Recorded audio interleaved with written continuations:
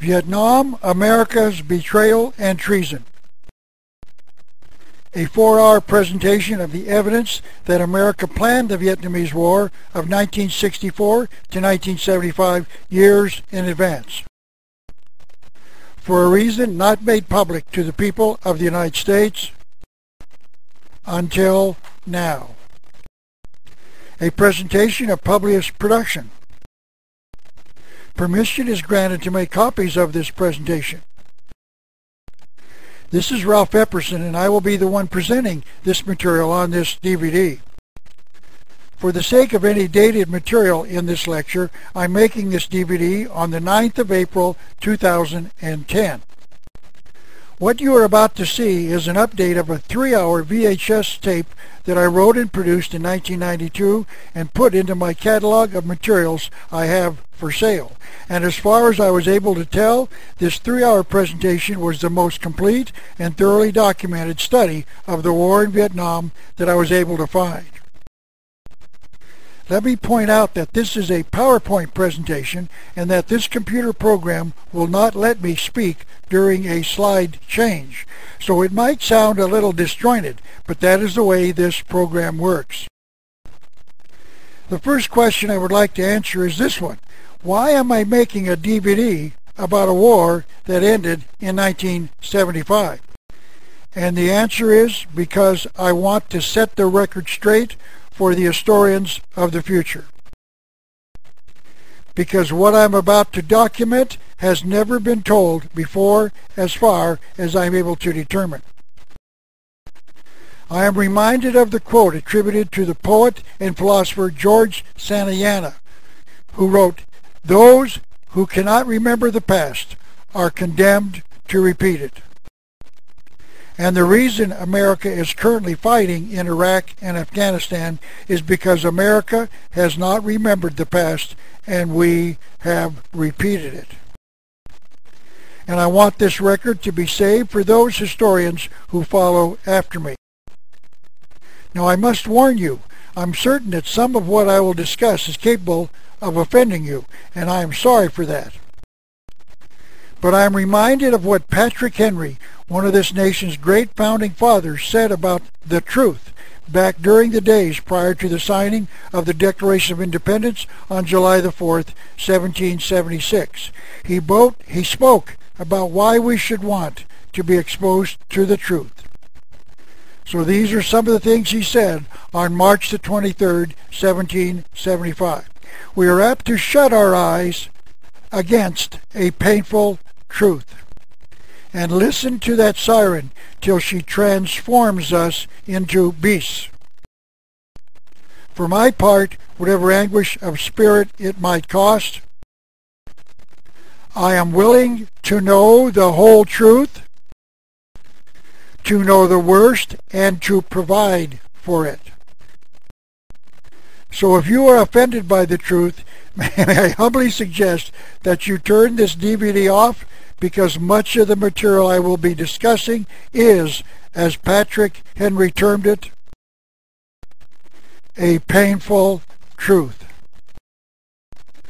I would like all of you to please consider yourself on a jury, and as jury members you are asked to be as impartial as you can, forgetting any previous thoughts you might have about the war before you reach a verdict. Because what you are going to hear and see will be evidence that the American government actually knowingly murdered their own fighting forces in Vietnam. That is certainly not a popular or pleasant thought to hold. And if you are open to the evidence that I will present, this might be the first time you have ever heard the truth about this war and why our nation was involved in that war in Vietnam. This is a slide photograph of the magnificent Grand Canyon in my home state of Arizona. I'm going to present over 1,200 other slide photographs of the story of the war in Vietnam. What you are about to view is like a puzzle made up of many individual pieces. And there will be parts of it that you will not agree with.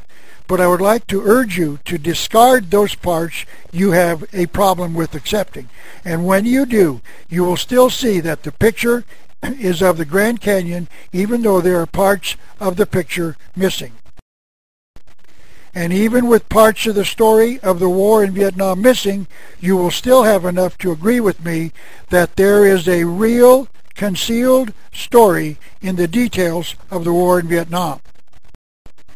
And I believe that even with the remaining evidence, it is still clear enough to see that the American government murdered 58,000 of America's fighting forces in Vietnam. There is simply no other explanation as to why these events happened. I am a graduate of the University of Arizona, but what I am covering today was not taught to me in college. I have had to self-study, and in the intervening 47 years since I started my research, I have learned that some of this world's history needs to be revised.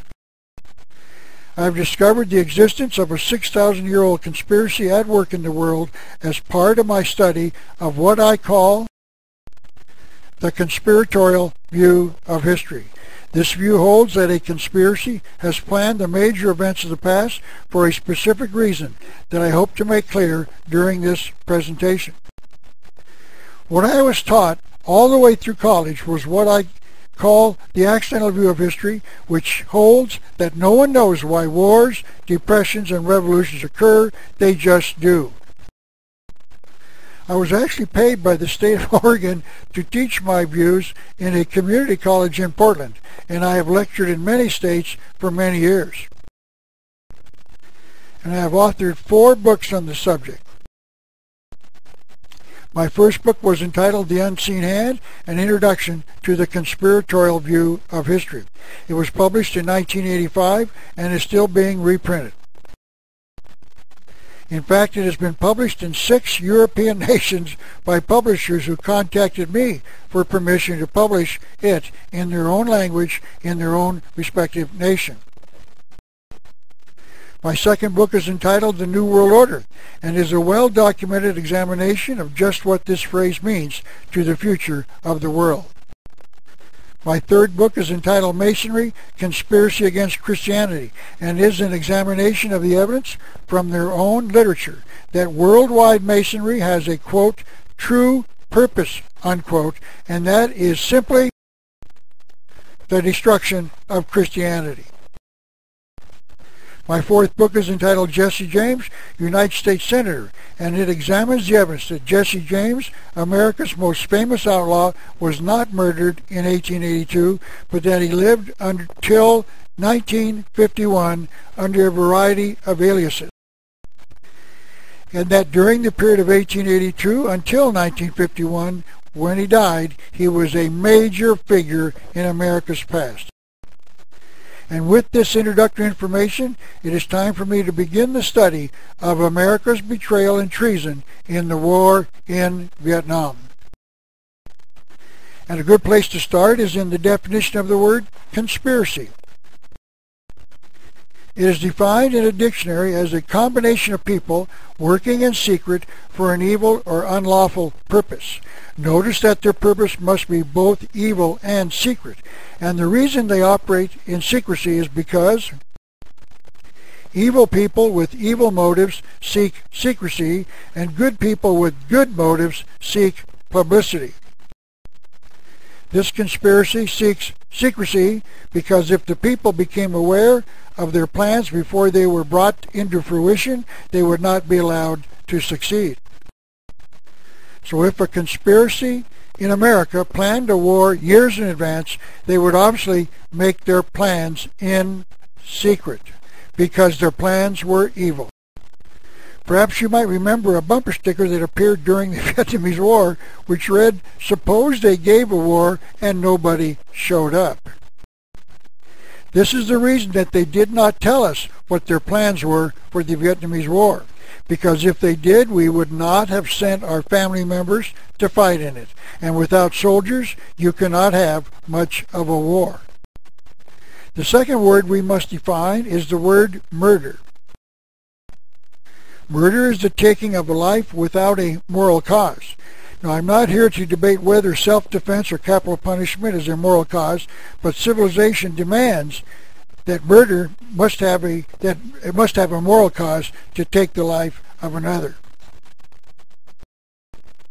Each of us has been given the right to life by the God who created us. And the reason we punish murderers is because they have wrongfully taken another human's right to life. The God who created us gave us a written commandment when he spoke to Moses many centuries ago. That commandment is, "Thou shalt not murder."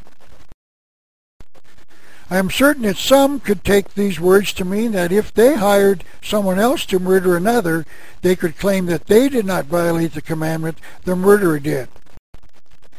But I believe that in this case, both of these individuals would be equally guilty of murder, and both should be punished. One way to murder someone is to create a war, send some soldiers in to fight it, and then send the weapons the enemy needs to kill those soldiers. This is murder as well, and it's precisely what happened in Vietnam. And I call this first-degree premeditated murder. If this presentation was a movie, it would be rated R because of excessive violence. I am going to specifically accuse Lyndon Johnson, President of the United States during the war years of 1964 to 1969, and Richard Nixon, President of the United States from 1969 to 1975 when the war ended, of first-degree premeditated murder. I am also going to accuse hundreds of congressmen and senators of the same crime, first-degree premeditated murder. And the journalists, reporters, and other members of the media who did not tell the American people the truth when they knew it to be true.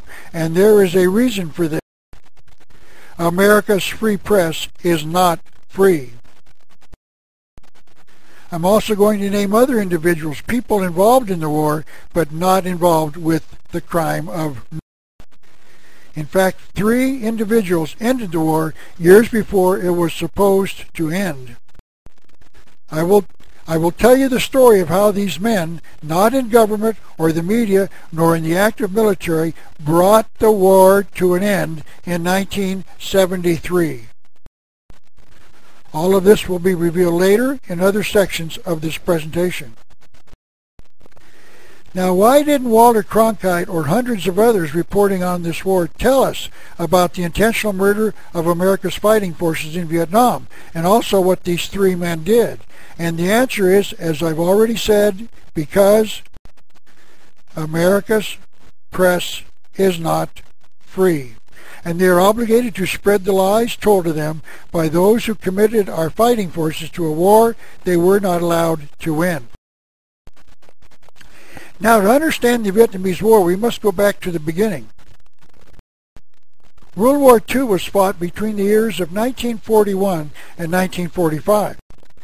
And in this part of the world, called Southeast Asia, it was fought between the Japanese and the United States. The Vietnamese War was fought between the years of 1964 to 1975. The government of North Vietnam and a guerrilla army known as the Viet Cong fought against the South Vietnamese and the United States. So this was about 19 or 20 years ago, 20 years between the 2 wars. During World War II, the Japanese were occupying the area, and as the war was drawing to a close, they started withdrawing their troops back to Japan. And as they left the area, they abandoned tons of war-making materials. These weapons, ammunition, food supplies, medicine, etc., were gathered up by the Office of Strategic Services, abbreviated to the OSS, and they turned them over to Ho Chi Minh, the leader of that guerrilla army later called the Viet Cong. Please remember this photograph of these 2 men for a reason I will discuss later. The American government knew that Ho had been educated in Moscow in Communist Russia and that he had been exiled to France, where in 1920 he became the first Vietnamese to join the French Communist Party. In 1930 he organized the Indo-Chinese Communist Party. And in 1941 he created the communist-dominated Viet Cong. All of his background was known to the government of the United States prior to World War II. This is the book entitled Strange Ground, Americans in Vietnam from 1945 to 1975 by Harry Maurer. He quotes Kenneth Landon, a State Department officer who met Ho Chi Minh in 1946. Ho was a good communist. I had no doubt that if he dominated the political scene, it would be a communist country.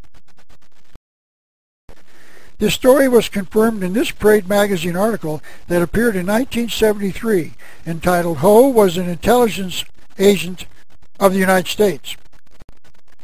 That means he worked for us, American taxpayers.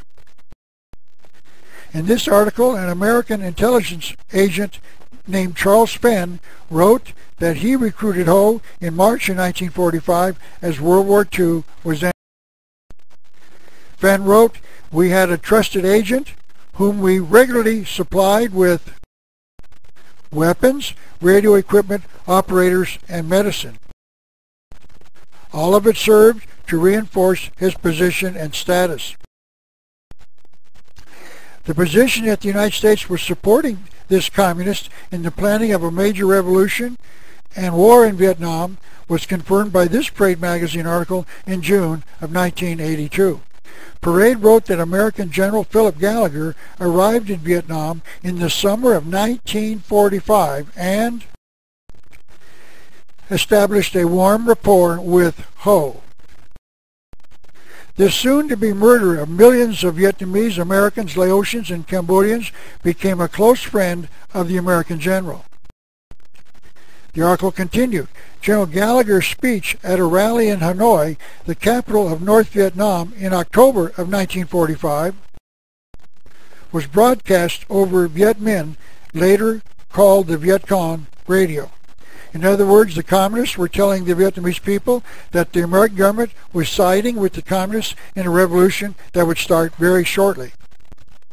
This is the book entitled A Bright Shining Lie by Neil Sheehan, who told us who another of these Americans was who assisted the communist Ho Chi Minh, and he says this on page 9. After the entry of the United States into World War II, Lieutenant Colonel Lucien Conien joined the Office of Strategic Services, the OSS, the forerunner of the Central Intelligence Agency called the CIA. He had landed in the area by parachute in 1945. Harry Maurer wrote this in his book, The mission of the OSS was to train a guerrilla. So the message was very clear. The United States government was backing Ho Chi Minh in a communist revolution and ultimately a war in Vietnam. 8 years later, in 1953, Dwight Eisenhower became President of the United States, and he started sending American military advisors into Vietnam. These men were not in Vietnam to fight the Viet Cong. They were there to train an army of South Vietnamese to fight the Viet Cong and the North Vietnamese Army. And in 1960, the American people elected John Kennedy as President of the United States. Sometime later, President Kennedy learned of the plans of the CIA to create a war in Vietnam. And he planned on making a complete withdrawal of all American troops in Vietnam after his re-election in 1964.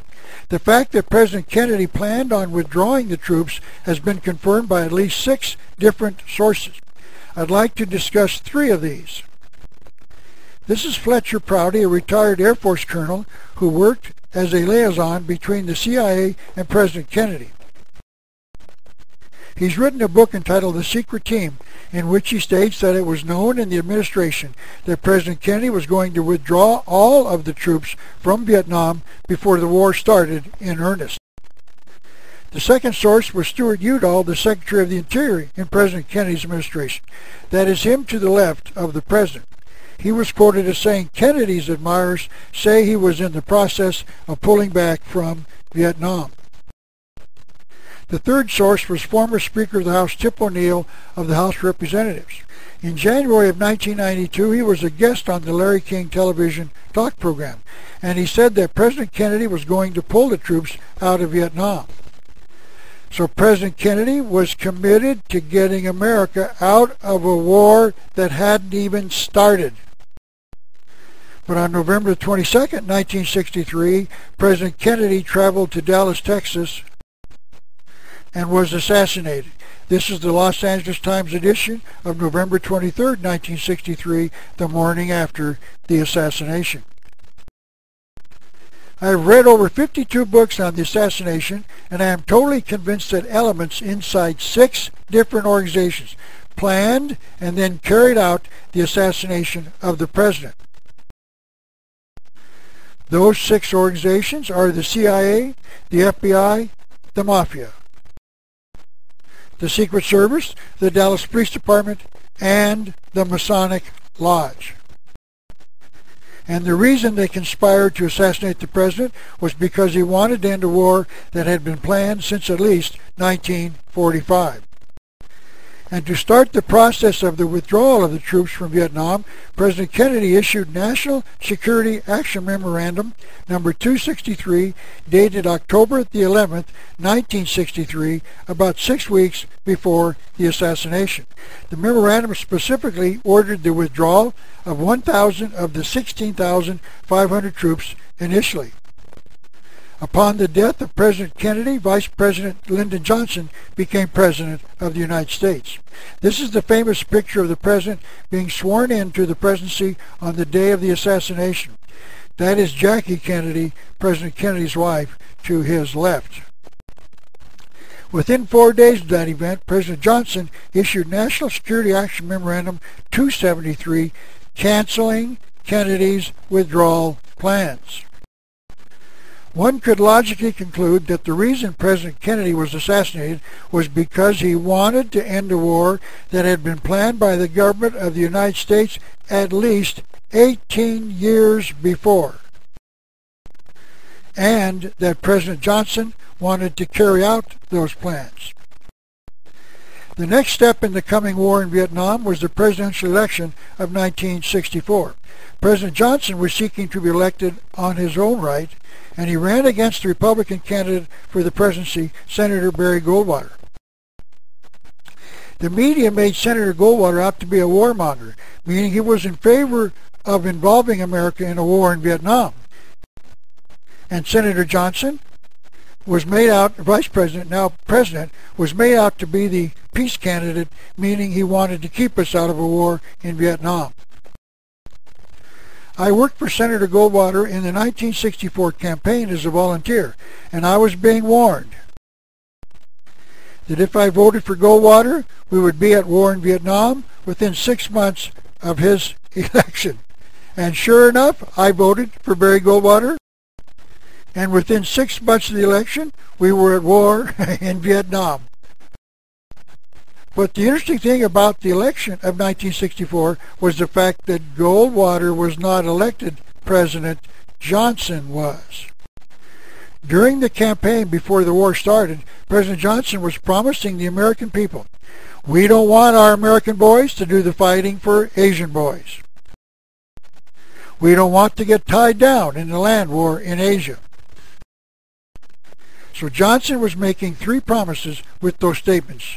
Number 1, no American boys would fight for Asian boys. Number 2, there would be no land war in Asia.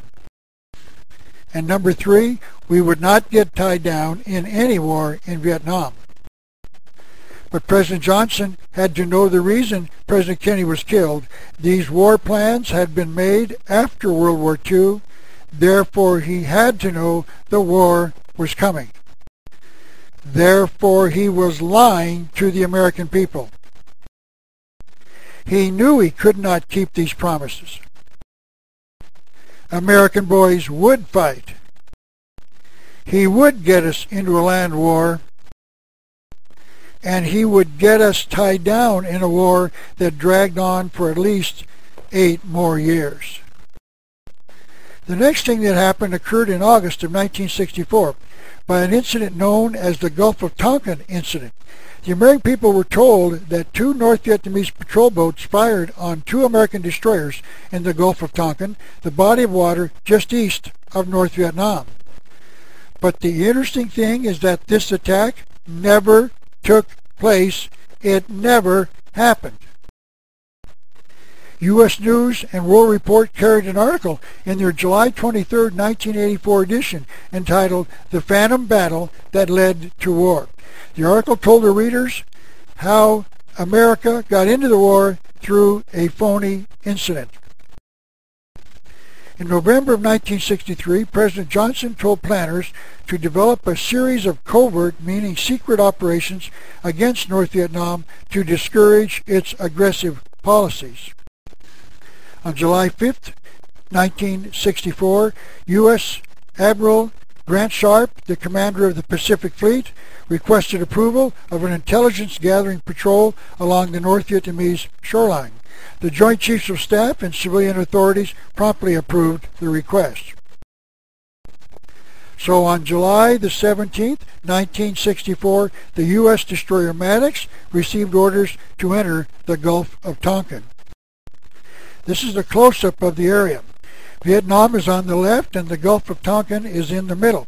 The island off the right at about 3 o'clock is owned by the Communist nation of China. That makes the water between the two nations international waters, which means any nation may send ships into the area. And this is the area that the destroyer entered. On the night of August the 4th, 1964, the Maddox and another destroyer, the Turner Joy, radioed that they were under attack by at least 3 North Vietnamese PT boats. This is a book entitled In Love and War, written by Admiral Jim Stockdale, at the time a squadron leader on an aircraft carrier also near the Gulf of Tonkin. He heard the report, and he was the first American pilot over the area where the 2 destroyers were, and he heard the Maddox frantically report that the ship was under attack by 3 PT boats and that torpedoes were in the water and that the ship was engaging the enemy with his main battery. Life magazine of August 14, 1964 reported that the Maddox had avoided several torpedoes and had sunk one of the attacking craft. Newsweek magazine reported in its August 14, 1964 edition, torpedoes whipped by, some only 100 feet from the destroyer, and that a PT boat had burst into flames and that it had sunk. But the interesting thing is that the Gulf of Tonkin attack, as I've said, never happened. Admiral Stockdale reported in his book that nobody was shooting at our destroyers that night. No one American out there ever saw a PT boat. There was absolutely no gunfire except our own. None could have been there and not have been seen on such a black night. Admiral Sharp reported that the latest message from the destroyers indicated a little doubt on just exactly what went on. When Secretary of Defense Robert McNamara later asked the Admiral, was there a possibility that no attack occurred? Sharp admitted, I would say that there is a slight possibility. Notice that Admiral Sharp was not saying that he knew with absolute certainty or that we had complete evidence that the attack had happened. He was saying that he had some doubts about whether the event had actually occurred. Finally, for those of you who have the ability to get on the internet, Secretary of Defense Robert McNamara admits on a 3-minute, 34-second clip available on YouTube entitled Gulf of Tonkin, McNamara admits it didn't happen. And here's the reason the media went with the story that our destroyers had been attacked. This comes from the U.S. News and World Report article. Press stories and leaks from U.S. officials suggested that McNamara's 1964 testimony about the Gulf of Tonkin incidents was at best incomplete and at worst, part of an elaborate, if improbable, conspiracy. I can presume that the reporter who wrote those words probably bit off his or her tongue when he or she wrote these words about this being evidence of a conspiracy, because the press generally does not believe that any conspiracy could exist in any governmental activity. So even though the evidence seemed to imply that a conspiracy existed in faking this incident, the only conclusion that could be drawn from the event was that there might be a conspiracy, and that makes this event improbable.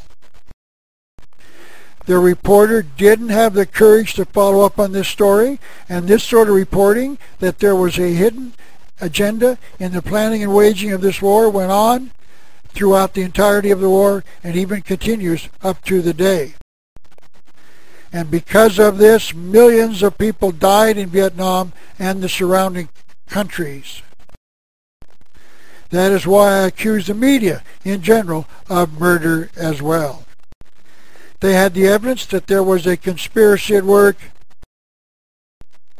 and they did not tell the world the truth. A lot of people in the media saw direct evidence of a conspiracy at work, but they called it an improbable conspiracy and didn't believe it. 2 days later, after the alleged attack, President Johnson asked Congress to pass the Gulf of Tonkin resolution, giving him the permission to use retaliatory force against the North Vietnamese. The resolution was passed 416 to nothing in the House and 88 to 2 in the Senate, and Johnson signed the resolution. And we were at war in Vietnam that had been planned by this conspiracy behind the American government in at least 1945. The military advisors in Vietnam laid down their clipboards and grabbed their rifles. All because of an event that simply did not happen. So I asked a question in a 3-hour VHS lecture that I produced in 1992. Why did this conspiracy stage a phony attack? Please remember that we, the people, had voted for Lyndon Johnson, the peace candidate, in the election of 1964. And in fact, as I said, he promised us we would not go to war in Vietnam. And we elected him because we did not want the war, so we had to be tricked into it. So they staged a faked incident so that we would support their war plans made in at least 1945. But staging an incident to get America into a war that the American people did not want is not a new idea. It has been tried at least 2 times before. World War I was fought between the years of 1914 to 1918, and the United States did not enter the war until 1917.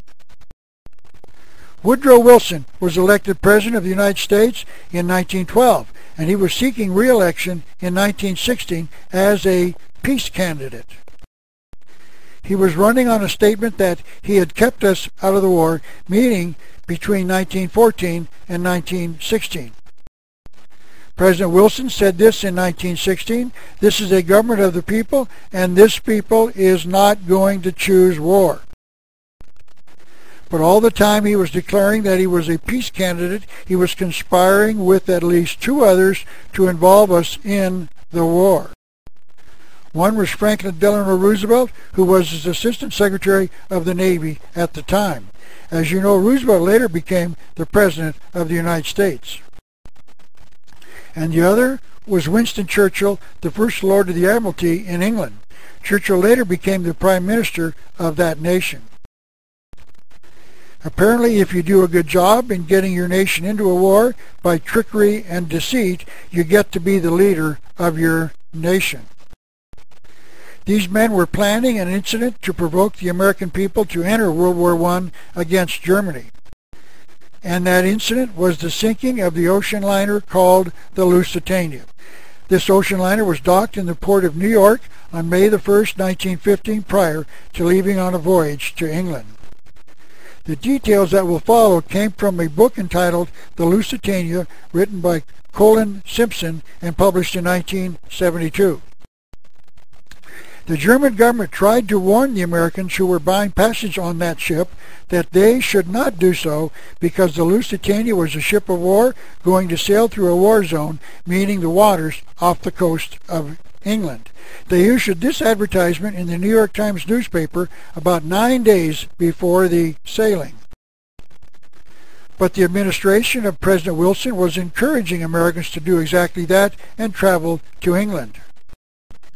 Even though the Lusitania was owned by the Cunard Lines, it was built on a 50-50 basis with the English government, with the provision that it would resort to the government during a time of war as a troop carrier, and that was its status at the time of its sailing from New York. Wilson knew that J.P. Morgan, the influential American banker, had loaded the ship with 6 million rounds of ammunition to assist the English army in their war against Germany. Churchill, as the head of the English Navy, knew the ship was on its way to England and knew that the English government was able to read the messages of the German War Command because they had broken the German War Code.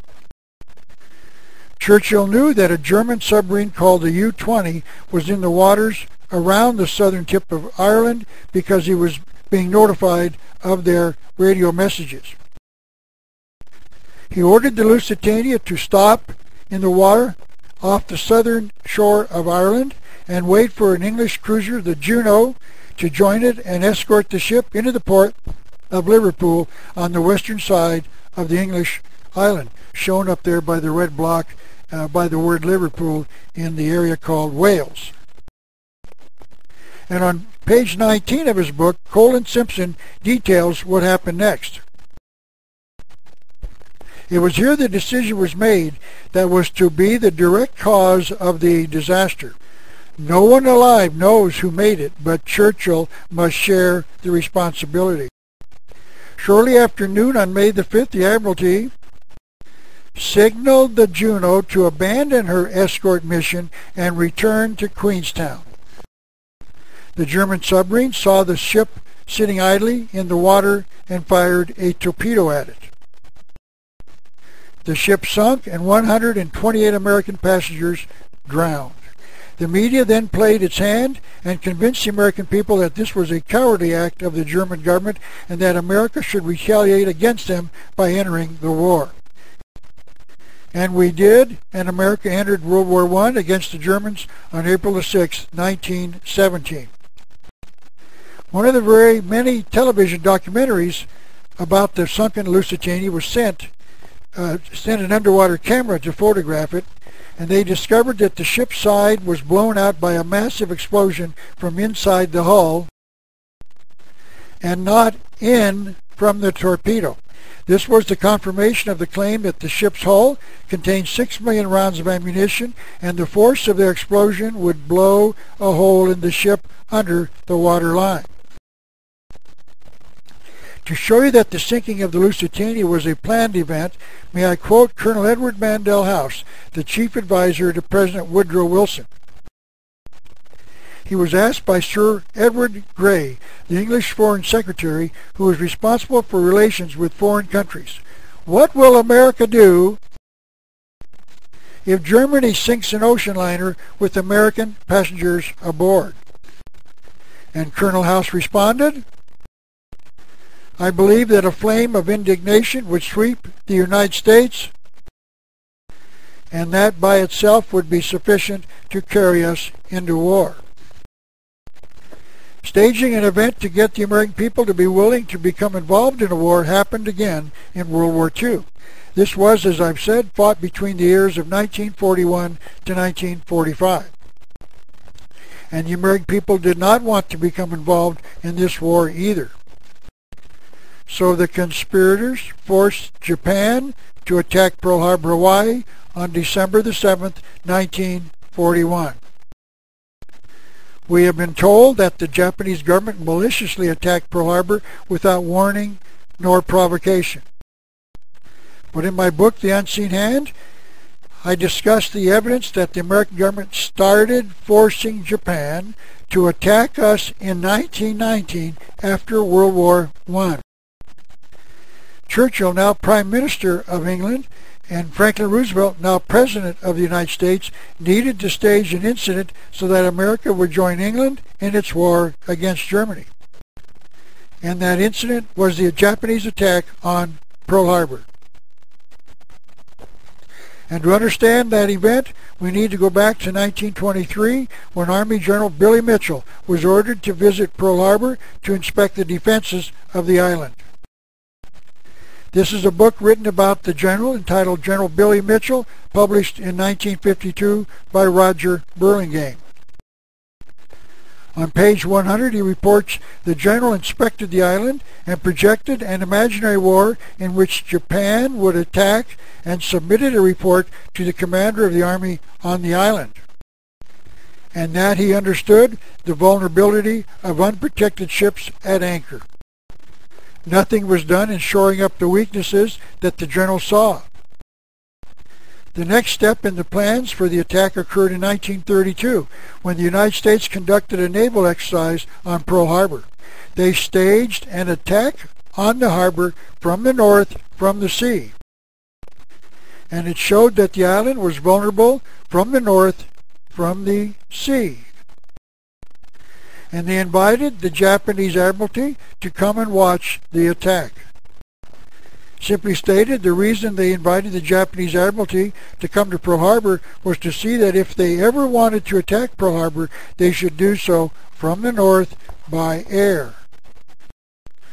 And then the American government did nothing to shore up its defenses on the north side of the island. Japanese spies on the island kept Japan informed about the fact that America did nothing to improve the defenses on the northern side. And the final examination at the Japanese Naval Academy after 1932 was to plan an attack on Pearl Harbor. And President Franklin Roosevelt was speaking as the peace candidate. On October the 23rd, 1935, he said, "It shall be my earnest effort to keep this country unentangled from any possible war that may occur across the seas." And later, in October 1940, about 14 months prior to Pearl Harbor, he said, "I shall say it again and again. Your boys are not going to be sent into any foreign war." And on December the 7th, 1941, Japan did attack Pearl Harbor. This is a drawing of the anchorage of the harbor on the morning of December the 7th, 1941. The 9 battleships are marked in red, showing that 7 of them were tied up in what could be called a battleship row, meaning that each could be attacked by a series of planes flying from the south right over them in a line. It is an interesting fact that there were 9 battleships in the Pacific Fleet, and all 9 of them were tied up in Pearl Harbor. And there were 3 aircraft carriers, and each of them was out to sea. Many observers find this to be very mysterious. The Navy knew that in a war like the one envisioned in this theater, the battleship would not be of much value, but the aircraft carrier would be. Is this the reason that all of the aircraft carriers were out to sea the morning of the attack, and that the battleships were all tied up in port? These are the results of the Pearl Harbor attack. 4 battleships sunk, 4 of the battleships damaged, 0 aircraft carriers sunk or damaged,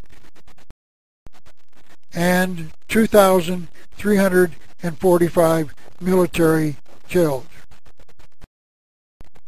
But after the attack on Pearl Harbor, he said this: "We don't like it, we didn't want to get in it, but we are in, and we're going to fight it with everything we've got." So he was saying these things all the time. He and his administration were working to provoke Japan into attacking the American forces, because he knew the lesson learned in World War I. Provoke an incident so horrible that the American people will get angry enough to allow the planners to fight a war that they had planned. On December the 8th, President Roosevelt asked Congress for a declaration of war against Japan. He called the attack a day of infamy, but somehow failed to mention that he had assisted in the planning of an incident to get us into a war the people did not want. But once again, this was a staged event intended to provoke the American people to anger to accept a declaration of war against Japan. And to show you that this was true, I would like to quote Henry Stimson, President Roosevelt's Secretary of War. He made this statement when he was questioned by one of the 9 committees investigating the Pearl Harbor attack. In spite of the risk involved in letting the Japanese fire the first shot, we realized that in order to have the full support of the American people, it was desirable to make sure the Japanese be the ones to do this, so that there should remain no doubt in anyone's mind as to who were the aggressors. The question was how we should maneuver them into firing the first shot without allowing too much danger to ourselves. As I said, during and after the war, there were 9 congressional investigations into the attack at Pearl Harbor, and not one of them concluded that Roosevelt knew about the impending attack and that he sat in the White House waiting for the news that Pearl Harbor had been attacked that Sunday morning. Several years ago, I found a copy of the top half of the front page of the Hilo, Hawaii Tribune-Herald newspaper with its headline of Japan May Strike Over Weekend. This newspaper was dated November the 30th, 1941, the Sunday before the next weekend, Saturday the 6th and Sunday the 7th of December.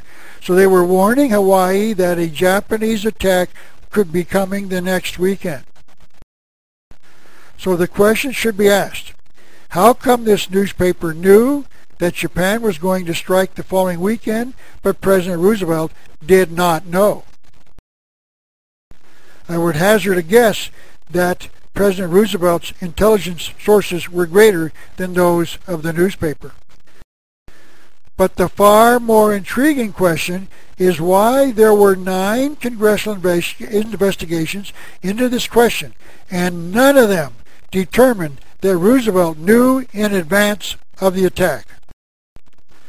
So if the president was not guilty of a dereliction of duty in not preparing for that attack, it must have been Admiral Husband Kimmel, the commanding officer of the naval forces, and or General Walter Short, the commander of the armed forces in Hawaii.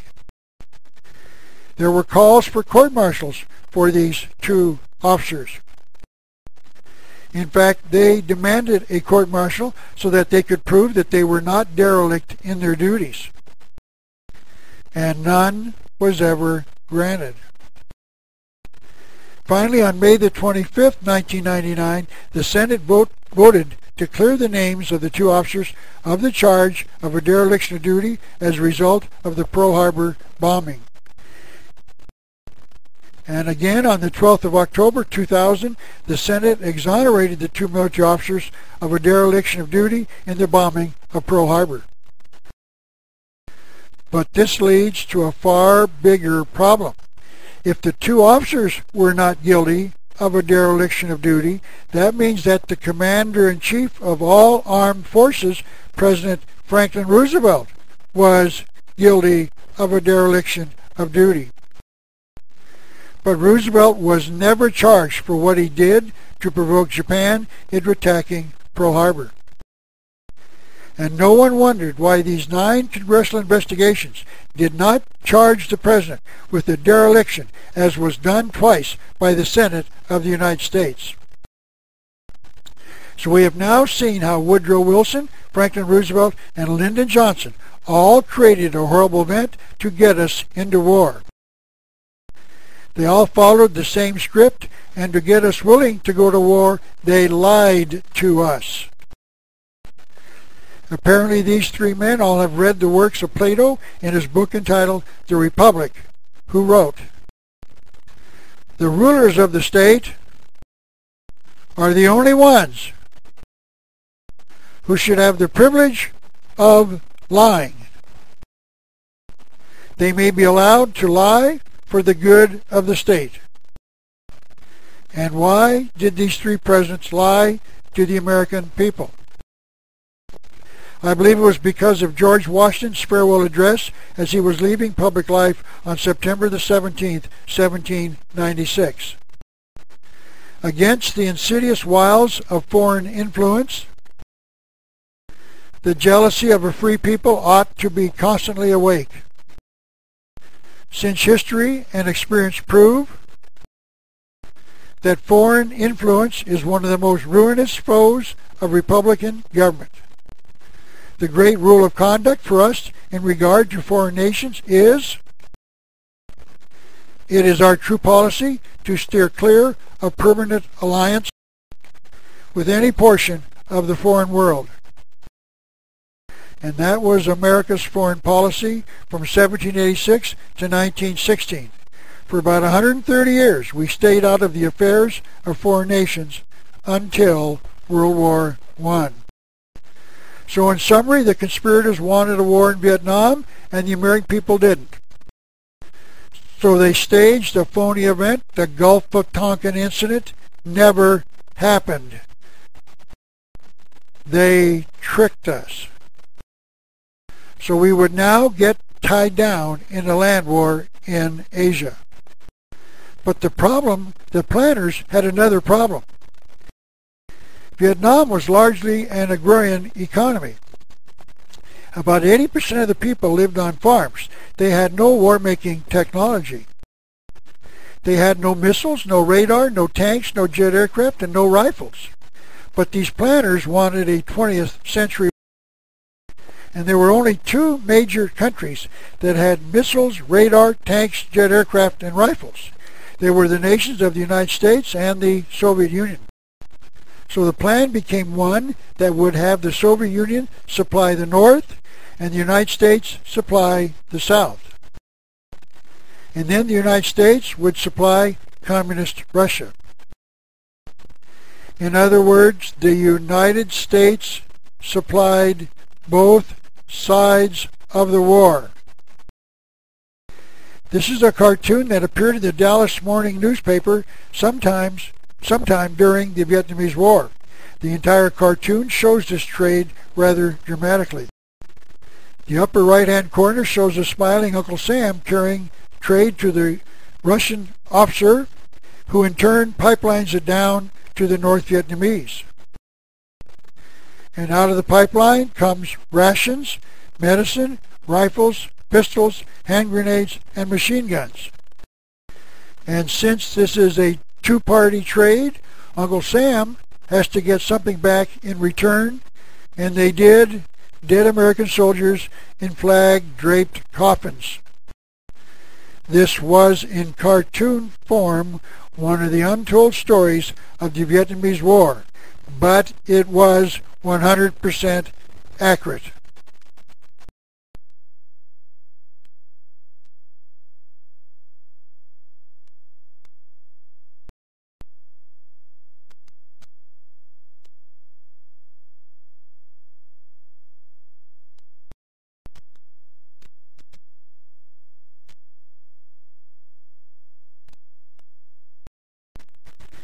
This sale of technology to Communist Russia not only went on during the entirety of the war in Vietnam, it has been going on ever since the Communist Revolution of 1917 in Russia. And it has been our policy under both Democrat and Republican administrations. This is Anthony Sutton, who has written at least 6 books on the subject of this aid and trade being sent to Russia, including this book entitled National Suicide, America's Military Aid to the Soviet Union, published in 1973. These are Professor Sutton's conclusions. There is no such thing as Soviet technology. Let me repeat that. There is no such thing as Soviet technology. Almost all, perhaps 90 to 95%, came from the United States and its NATO allies. What this means is that the United States has constructed its own enemy, Russian communism. Sutton went on, the Soviet Union has used American technology to kill Americans. And this sale of war-making technology went on during the entire Vietnamese War.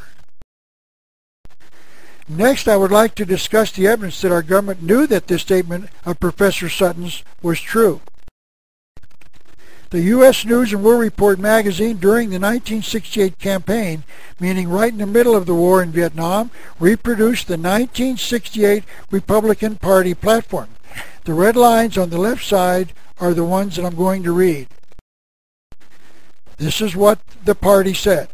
Nations hostile to this country will receive no assistance from the United States. What that means that if your nation is fighting the United States, your nation will not receive assistance in any form from the United States. What is wrong with that? Absolutely nothing. That is a perfectly moral, constitutional, and rational position. We would want the Republican Party, and for that matter, the Democrat Party as well, to take such a position.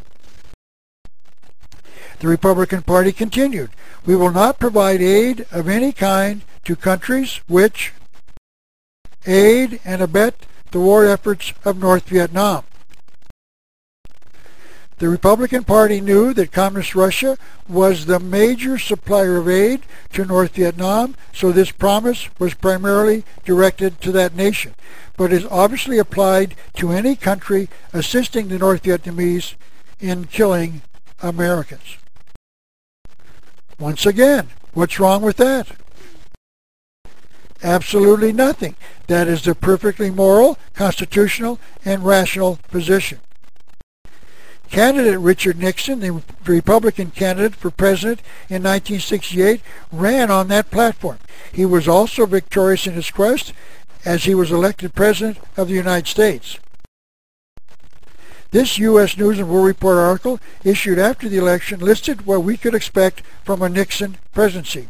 We'll read the quote around 7 o'clock on the left. Candidate Nixon said this at the American Legion Convention that September before the election. There should be no aid or credit of any kind with any country, including the Soviet Union, that aids the enemy in Vietnam. How could anything be clearer than this? The American government should not assist anyone in the killing of America's fighting men. What is wrong with that? Absolutely nothing. That is a perfectly moral, constitutional, and rational position. As I said, it was known by the American government that about 80% of the war-making technology came to North Vietnamese from the Soviet Union. So candidate Nixon was specifically addressing the Soviet Union. And as I said, Nixon won the presidency in 1968. One can only wonder whether candidate Nixon knew what the premier of North Vietnam said on May the 24th, 1965. We shall defeat the Americans with Soviet weapons. Now could the question become, did President Nixon deliver on the promises he made as candidate Nixon? And the answer is a resounding no. The Export Control Act of 1949 provides the President with the authority to prohibit exports from the United States for any or all of three reasons: foreign policy, short supply, and or national security. We were at war with North Vietnam, although it was not declared by Congress in accordance with the Constitution.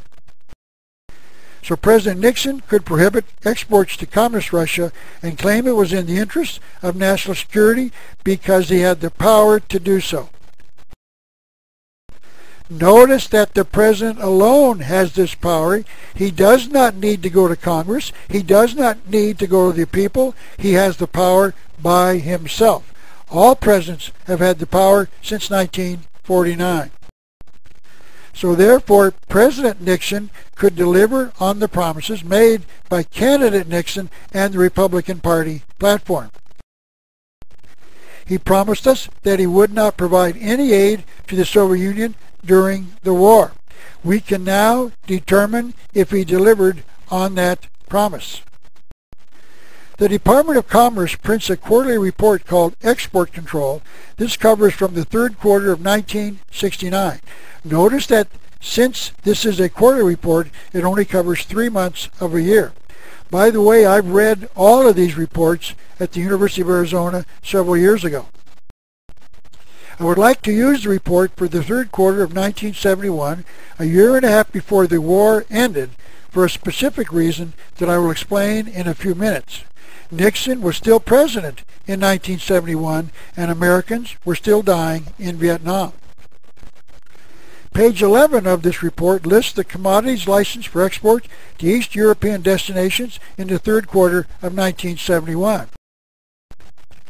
This is a copy of that page, and it lists the products sent to the Russian government on the bottom third of the list on the left and all of the right side.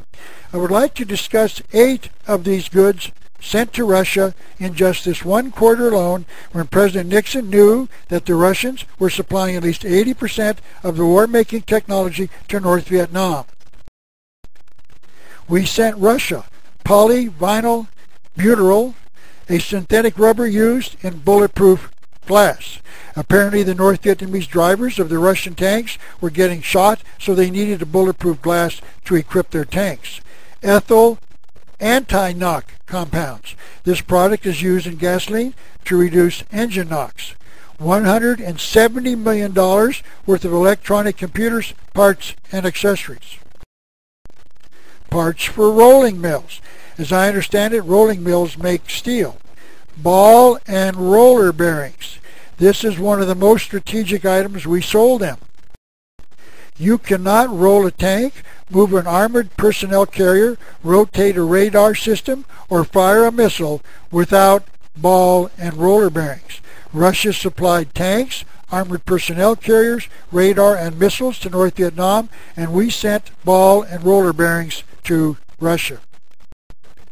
We also sent Russia $4 million worth of oil and gas field production equipment. We sent Russia the latest technology on improving their gas production facilities. Apparently the Russian gasoline octane wasn't high enough. We sent them airborne navigation equipment and parts. Apparently the Russian planes were crashing into the mountains in Vietnam. So we sent them the latest technology on better navigation equipment.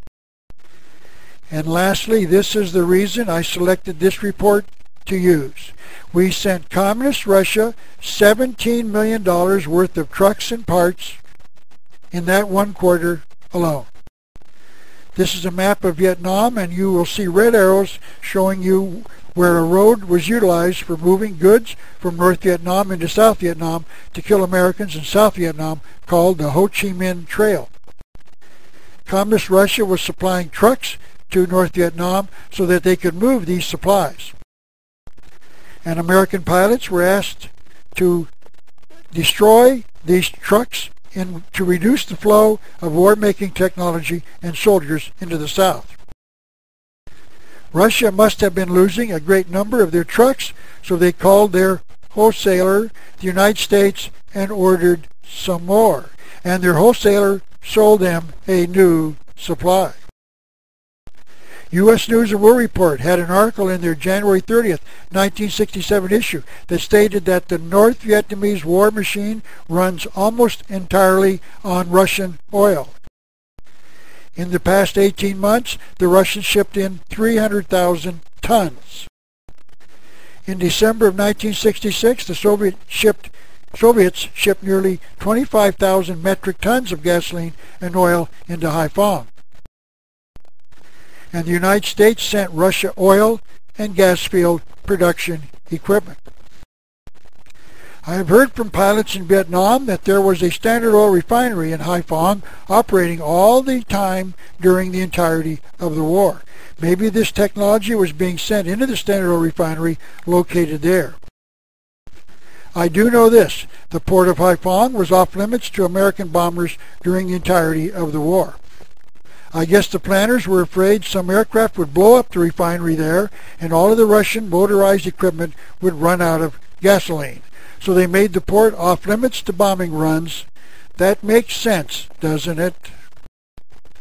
Before I leave this export control bulletin, I would like to relate a very intriguing discovery that I made a few years ago. I first heard about these reports back in the 1970s during the war. I purchased 3 of them directly from the Department of Commerce or the U.S. Government Printing Office and kept them for my files. I wrote about their contents in my 1985 book entitled The Unseen Hand. I showed them in my lectures and videos by taking pictures of them for that slide presentation that I made entitled Vietnam, America's Betrayal and Treason. In other words, I was making them a source of excellent documentation of this aid and trade between the United States and Communist Russia. And I visited the University of Arizona Library to check something after I had read through each one of them at some earlier date. They were not on the shelf where I had found them just a few months before. So I asked the librarian if they had been removed to another location and was told they had been asked to destroy them for space reasons. Apparently they felt they simply took up too much room. Now the report was first printed in the 3rd quarter of 1947 as best I can determine, and quarterly thereafter, which means that they would have printed a total of 214 of them by the last quarter of the year 2000, if that was the year that they told me that they had to destroy them because of a lack of space. Now simple math tells me that 214 reports at about 1/4 of an inch in width means that all of the reports could be stored on less than a 5-foot long shelf. I called the library at the at Arizona State University and at the state capitol, and they also reported that they had been asked to destroy the reports because of a lack of space.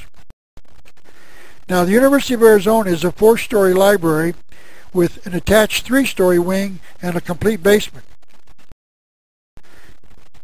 And I would suppose they house thousands of books on hundreds of shelves. So a 5-foot shelf would not take up too much space.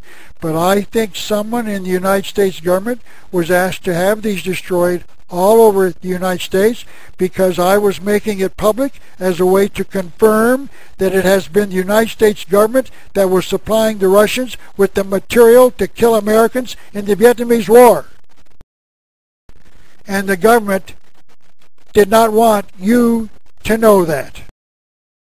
This is a shorter form issued by the Department of Commerce. This report was issued on October the 12th, 1966. It reports that the department was revising the commodity control list to permit 400 non-strategic commodities to move under general license to the USSR. Please remember that these goods were termed non-strategic by our Department of Commerce. But I'm of the opinion that non-strategic goods can be used as strategic goods if they have applications for war-making technology. I'm certain that our government was given some reassurance by the Communist Russian government that they would never use a non-strategic good for strategic purposes. Certainly, we got that confirmation, didn't we? Maybe we took them at their word so that they were not going to send them to Vietnam to kill Americans. Our government would not send Russia something that could be used to kill Americans. Certainly not. In that list were the following: bandages and surgical dressings, rifle cleaning compounds. Please remember this for a reason I will discuss in a few minutes. Shipping containers, aircraft and automotive spark plugs, and petroleum. I am certain that none of these goods were then sent to North Vietnam to assist the North Vietnamese kill American soldiers. In 1967, November, a special House Armed Services Subcommittee released a report that claimed that American soldiers in Vietnam were experiencing a frequent shortage of rifle cleaning equipment. That must mean that the Russians got first priority over our own fighting men in Vietnam. We didn't want to upset our communist Russian allies in this war, did we? Between 1967 and 1969, the Russians imported $30 million worth of cattle hides from the United States. I don't know how the Russians used these hides, but I do know that combat boots are made from cattle hides. But I am certain that we got, once again, some guarantee from the Russians that none of these hides would be used in making boots for the North Vietnamese soldiers busy stomping through the jungles in combat boots as they killed Americans. I'm certain we got that guarantee. In 1969, the Export Control Bulletin reported that America sold Russia 7 million pounds of tungsten. Tungsten is used in making armor plate steel for tanks and armored personnel carriers. I can imagine that the Department of Commerce also got some guarantee from the Russians that this tungsten was going to be used in making taxi cabs stronger in Russia. And to show you that there was real concern for this type of foreign aid, my research developed that in late 1969, America loaned Sweden $50 million. In 1970, Sweden loaned $45 million to North Vietnam. Apparently Sweden kept $5 million as a carrying charge for the cost of handling the transaction, because America would never loan money directly to communist North Vietnam. We would want to use a middleman, in this case the nation of Sweden, to handle the transaction for us, and we'd pay them $5 million. Keep saying Sweden is our ally. But I must be honest in my reporting. President Johnson did take one significant step towards curtailing the exportation of strategic goods during the war under the provisions of the Export Control Act of 1949. In 1966, he decided to prohibit American businessmen from sending petroleum, rubber chemicals, and iron and steel products to one of our most feared enemies during the Cold War, the nation known as Rhodesia. Perhaps he misunderstood and thought he was prohibiting these products to be sent to Russia and not Rhodesia. Understand that both nations spell the name of their country with an R at the beginning. That certainly could be an honest mistake, couldn't it? Anyway, he made no such effort in the case of Russia during the war. Johnson explained his decision with these words: "The general policy is to deny applications for such items that would make a significant contribution to the economy." Apparently the sale of these products to Russia, when they were supplying them to the North Vietnamese to kill Americans, wasn't deemed to make a significant contribution to the economy of Russia. Rhodesia was deemed to be a higher risk than communist Russia. So we curtailed the shipment of these goods to them and not the Russian government. By the way, Rhodesia wanted to send troops to Vietnam to fight alongside the American boys, and Johnson refused. Now, it wasn't as if Congress and the President did not know that Russia was supplying goods to North Vietnam to kill Americans during the war. I would like to give you at least two evidences to that fact that the American government did know. Congressman H.R. Gross of Iowa introduced an amendment to the Foreign Aid Bill in November of 1967 to prohibit American foreign aid grants to nations which traded with North Vietnam. The bill was defeated by Congress. What's wrong with the bill? Absolutely nothing. That is a perfectly moral, constitutional, and rational position. But the Congress didn't agree, and they defeated the amendment.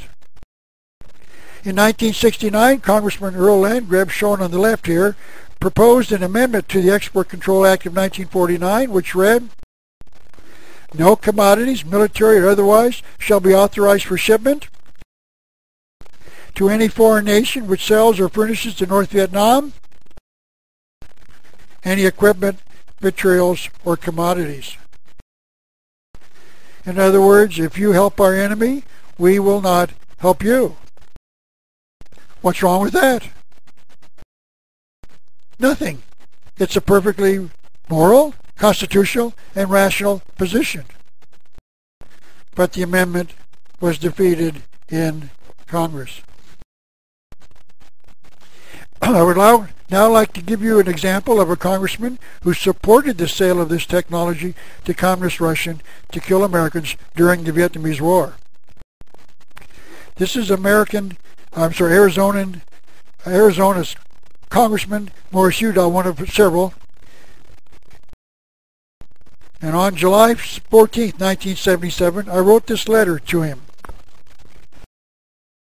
I told him about the sale of technology to Russia while they were supplying 80% of the technology to kill Americans in Vietnam.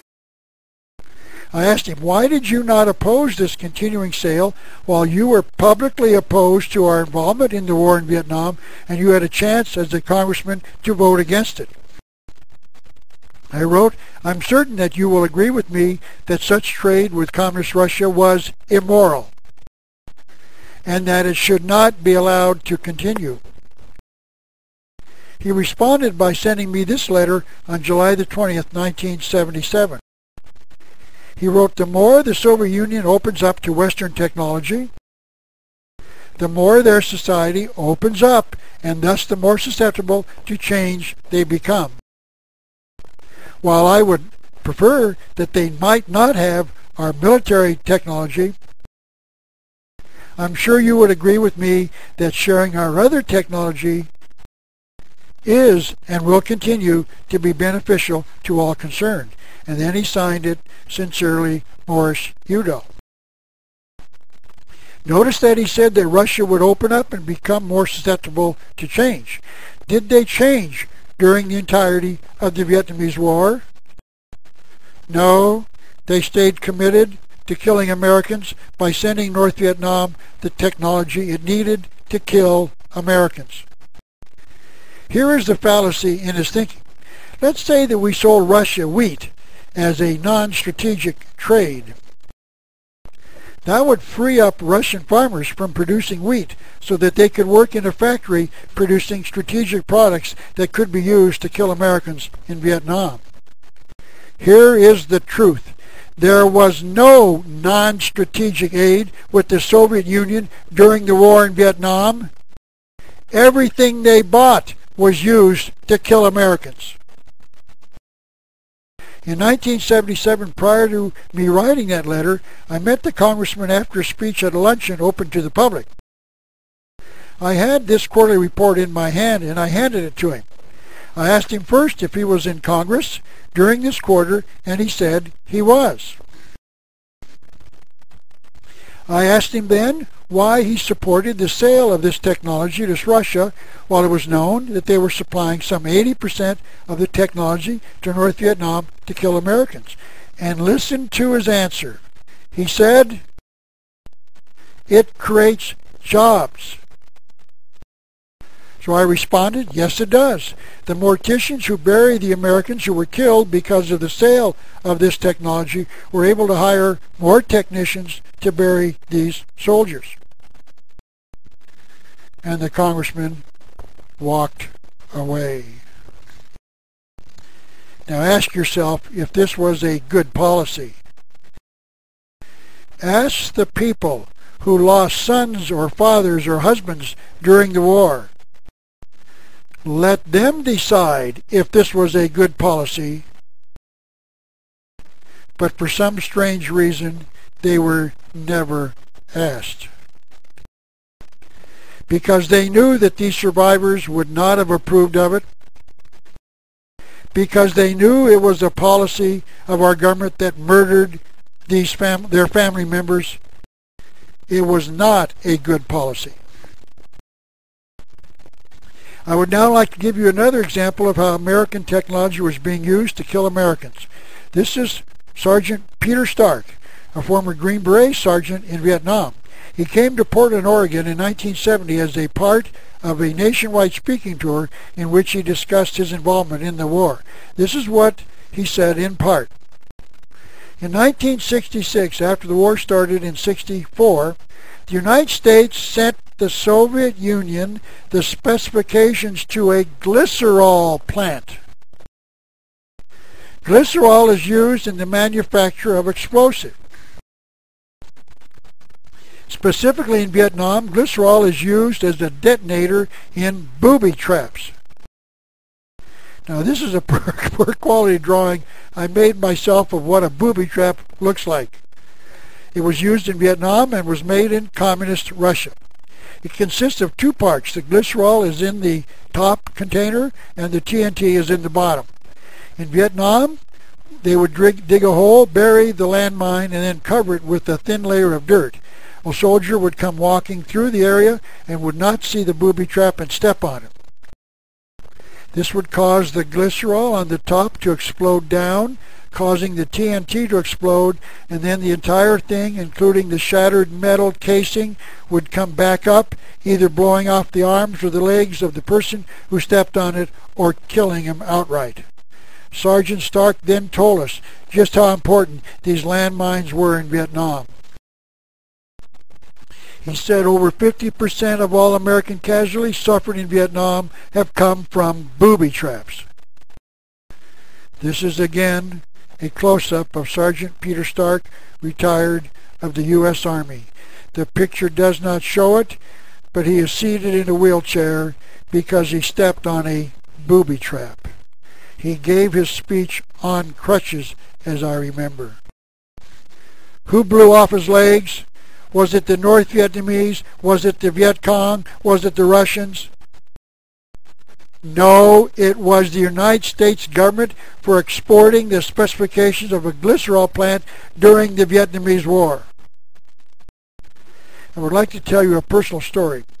In 1968, I was married and my wife was a member of the Junior League, a group of young women who did acts of charity.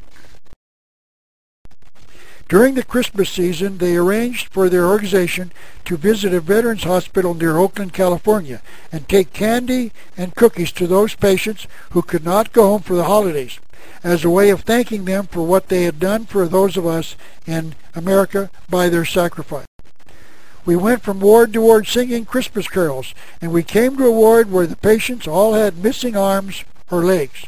I started down the row of beds with my sack of candy and stopped to chat with several of these young soldiers.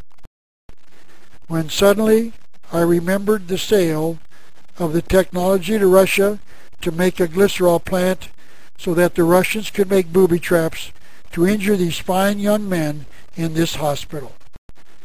I excused myself and went outside the hospital and cried. I cried because I knew who had blown off their arms or legs. It was the very government that sent them to the war. And I cried because I hadn't done enough to stop this madness. I would now like to start my explanation as to why all of this happened. Just what was the purpose of the Vietnamese War? Why did the conspiracy plan the war in at least 1945? This is a picture of Winston Churchill, Prime Minister of England, during World War II, giving his famous V for victory sign. He used it to rally the English people during the war so that they would support his efforts to win a victory in World War II. This is the same sign being given during the war in Vietnam, but it was being flashed by the radical left not to bring a victory to the troops fighting in the war, but to signify peace. Those who flashed this sign generally wanted our government to totally withdraw their troops and bring a climate of peace to the area. And it was flashed all the time during the war, not to bring a condition of peace to the war, but to indicate that victory in Vietnam was not an option. No one that I could find explained just what the letter V had to do with peace. Some claimed that it was because the anti-war protesters could not spell.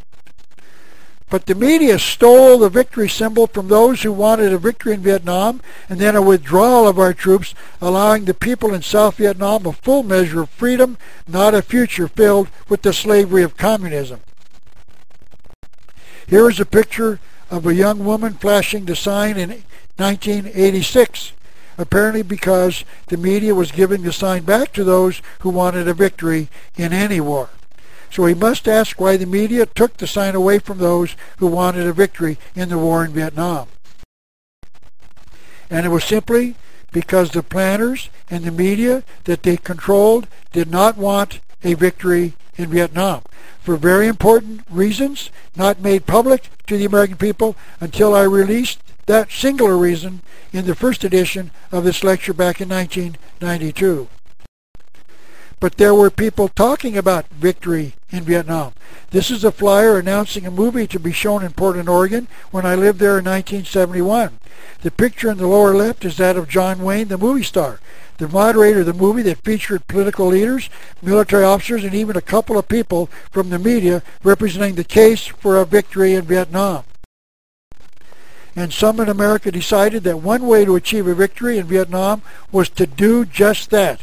Cut off the supplies from the enemy, and the war would wither and end of its own weight. And they reasoned that the way to accomplish this was to have an American government bring an end to the sale of war-making technology to the communist Russian government. And they started a nationwide petition drive to get Congress to do exactly that between the years of 1967 and 1971. This particular petition was issued during Phase 2 of the drive, started in 1970. The committee that started the drive was called SHAME, S-H-A-M-E, which stood for Stop Helping America's Marxist Enemies. These people collected more than 4 million signatures, reportedly the largest petition drive in the history of the United States. The signatures were collected in groups of 10,000 and then delivered to the President and the Congress of the United States.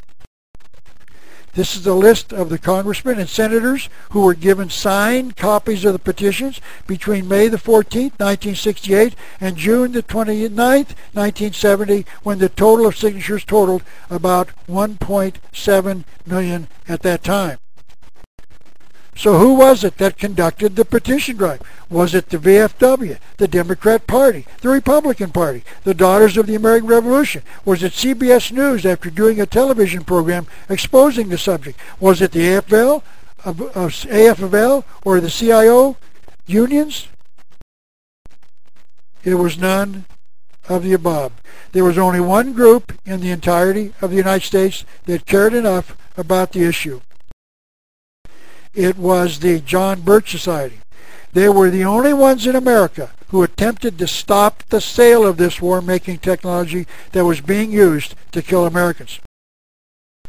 But the tragic truth is that Congress did not want to stop it. Only the John Birch Society and the 4 million people who signed the petitions. Yet the Birch Society was being attacked by the American media as being an extreme group of radicals. And Congress and the President did not stop this trade even after they received the signed petitions. And the reason no one in the American government was listening was because it was the official policy of the government to promote this trade.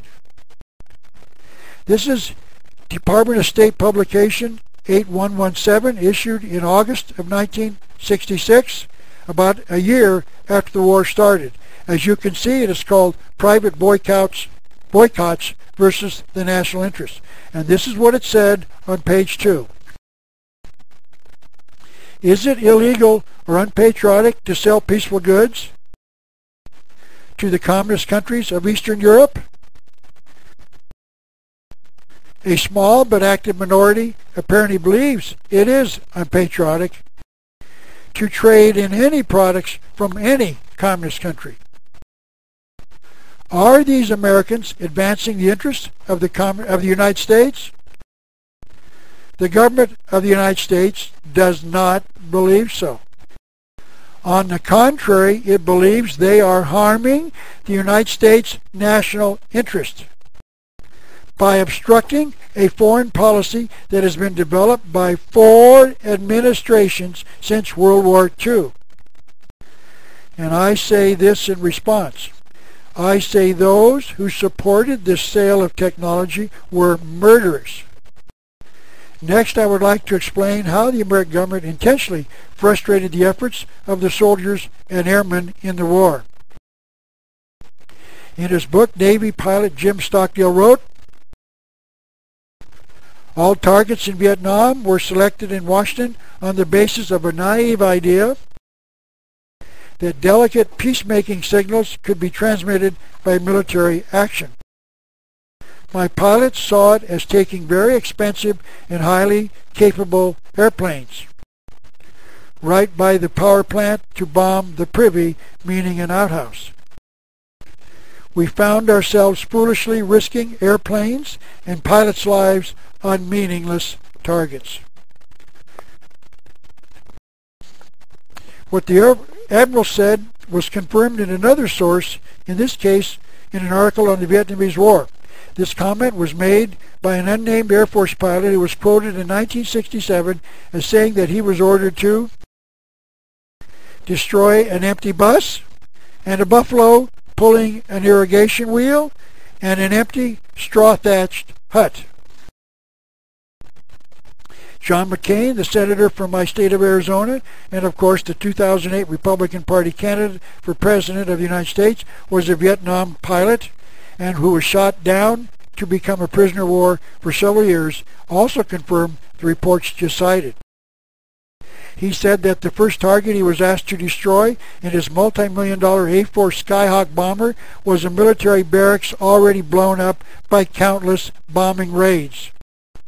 So the question is, who ordered these pilots to risk their aircraft and their very lives attacking meaningless targets? Was it the generals in the Air Force and Navy? No, it was the civilian policymakers who were responsible for the conduct of the war. And they were working in agreement with the President, the Commander-in-Chief of all of the American military forces. These policy planners had issued what they called the Rules of Engagement. They were published in 1985 in the Congressional Record, and I would like to discuss some of the more significant ones. This is an actual photograph taken in Vietnam of the 2 Russian-made MiG fighters parked on a dirt runway, big fighters. Should an American pilot spot these 2 planes, they could not destroy them before they took off to engage the American pilot. They could only engage the planes after they had taken off and displayed some form of hostile intent. This is a photograph taken of a North Vietnamese surface-to-air missile site showing 4 SAM missiles, surface-to-air. The American pilots could not destroy these missiles supplied by our communist ally, the Soviet Union, while the missile sites were being constructed only after they were operational. The result of these strange rules of engagement was that 80% of the American prisoners of war captured by the North Vietnamese were airmen shot down over missile sites and air bases. America's prisoners of war were not the ground soldiers who were actually in hand-to-hand combat with the North Vietnamese. They were pilots shot down by these strange rules of engagement. Air Force General John Lavelle tried to protect his American pilots after the rules of engagement cost him the lives of 2 of his pilots. He ordered airstrikes on his own authority on North Vietnamese airfields and missile sites. This was, of course, in violation of the rules of engagement. Was he hailed as an American hero? No, he was relieved of his command for violating the rules of engagement. The admirals and generals tried to solve the actual the admirals and generals who were asked to do the actual combat against the North Vietnamese in this war tried to solve the problem. They prepared lists consisting of the strategic targets that had to be destroyed to win the war. They then had to submit these lists to the civilian planners in Washington, D.C. for their approval. Did the planners grant them the approval necessary to destroy these strategic targets? No, they did not. On the list prepared for the year 1966, only 22 out of the 242 on the generals and admirals list had been struck by the end of the war. That is less than 10%. In that year alone, American pilots flew a total of 106,000 combat sorties against North Vietnam. Less than 1% of these sorties were flown against the vital targets on the list of the admirals and generals. The American ground forces were also affected by these rules of engagement. The planners who decided how the war was going to be fought decided that they would not win the entire country, just part of it. So I made this little illustration to try to illustrate that. They decided to herd the South Vietnamese people into what they called strategic hamlets, and then build an army base around them. The base was there to protect the civilians living inside the hamlet, but the surrounding area was not protected by putting troops in that area. They were only there to protect the perimeter. I'm going to make up an illustration using a fictitious American sergeant, Brent Culpeper of Atlanta, Georgia, to make my point about this concept of these strategic hamlets.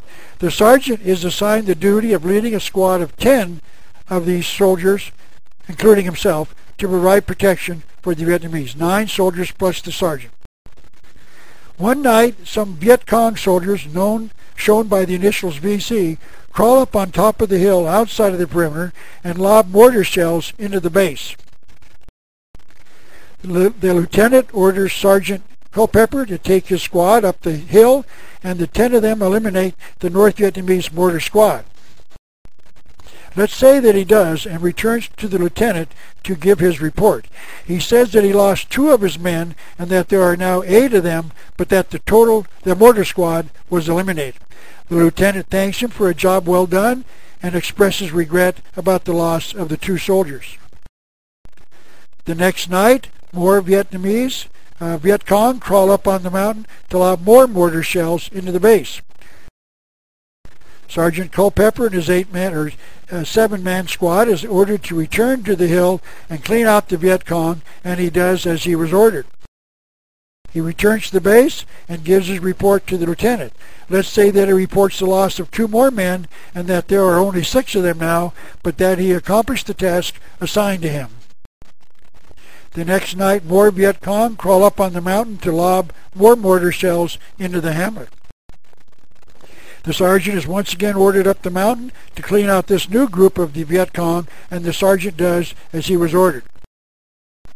He returns to the base, now with a total of only 4 men, and makes his report.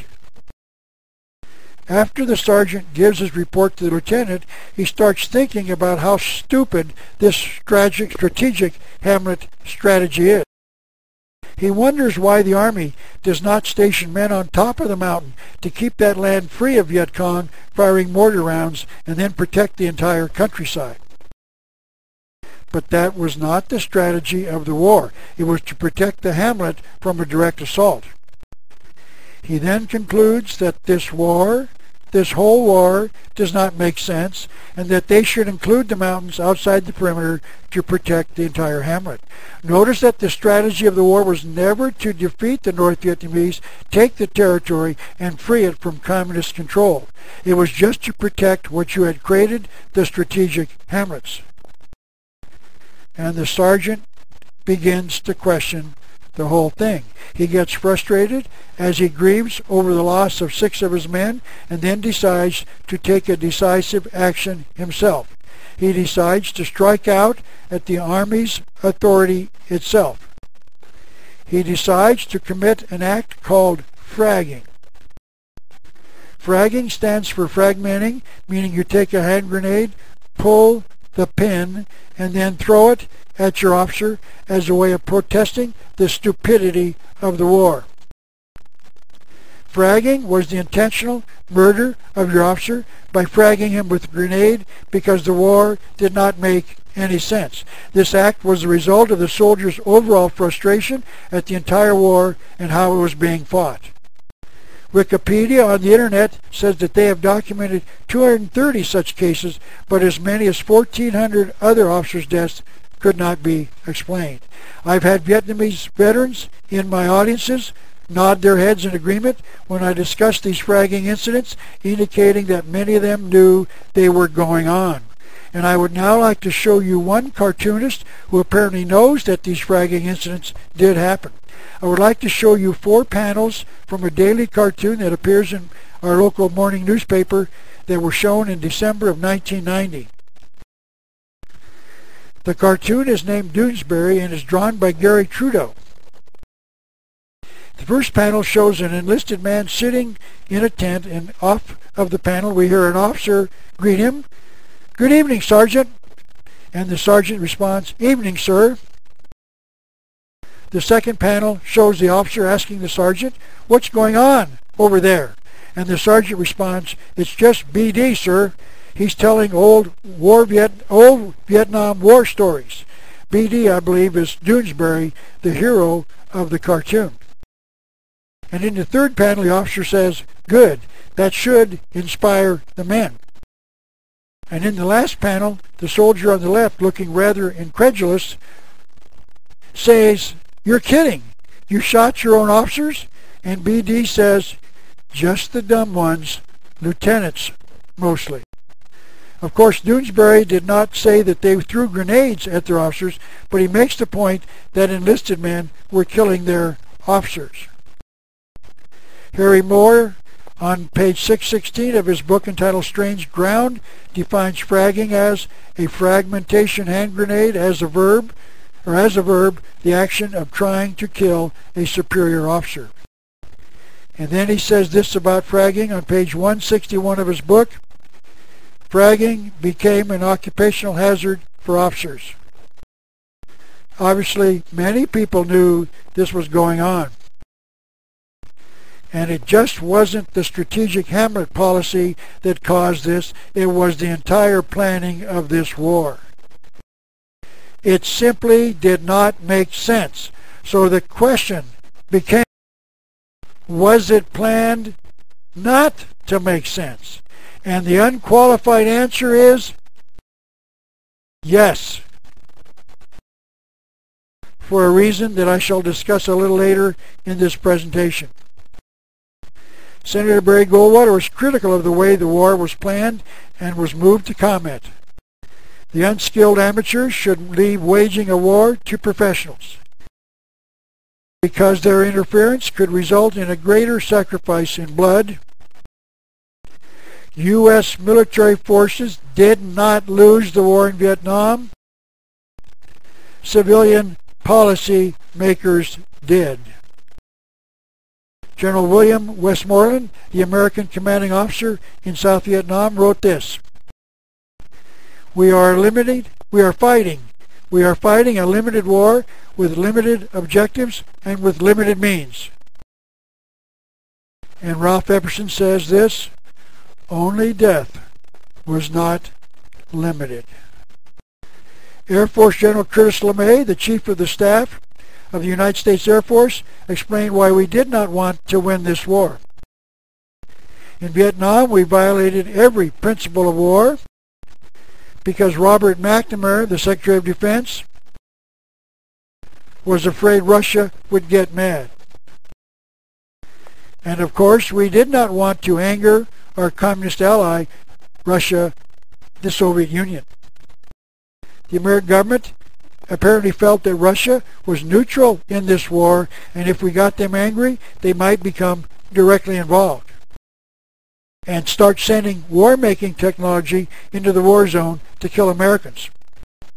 I wish I had had the way of contacting these planners during the war to advise them that Russia was already mad at us and was sending billions of dollars worth of war-making technology into the war zone to kill Americans. But since I didn't, that must have been the reason that not one of these planners knew that Russia was involved in sending war-making technology to North Vietnam. And I shall always regret that I was unable to find a way of letting them know. But just between you and me, I somehow think they knew. It is my opinion that it was Henry Kissinger, the Secretary of State during President Nixon's administration, who was the major planner for this war. Someone else agreed. Syndicated columnist Joseph C. Harsh wrote, Kissinger was one of the top experts to conclude that military victory in Vietnam is neither possible nor desirable. If this is true, Kissinger should have gone public with his concerns and done all he could to have ended the war.